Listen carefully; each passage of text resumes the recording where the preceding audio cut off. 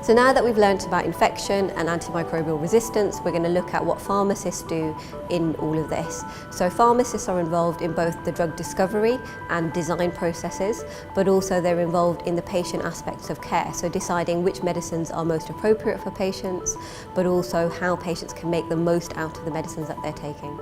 Engineers are also involved in the production of antibiotics by taking a biological discovery from the bench and then creating large-scale processes where they're going to produce drugs to treat millions of patients. So one of the activities you could do to see how engineers work together is, for example, to build a model of the penicillin molecule and make sure that when you build it, it's really stable and it can hold together.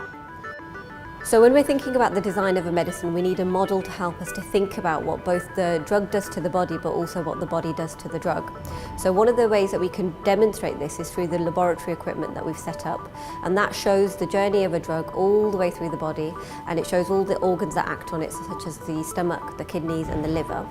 So sometimes the oral route isn't the most appropriate route for a medicine, and we may have to try a different route, such as putting a drug directly into someone's veins. However, when we're making decisions about which route to use, we always have to balance two things, both the properties of the medicine itself and also the patient group that we're targeting with that medicine.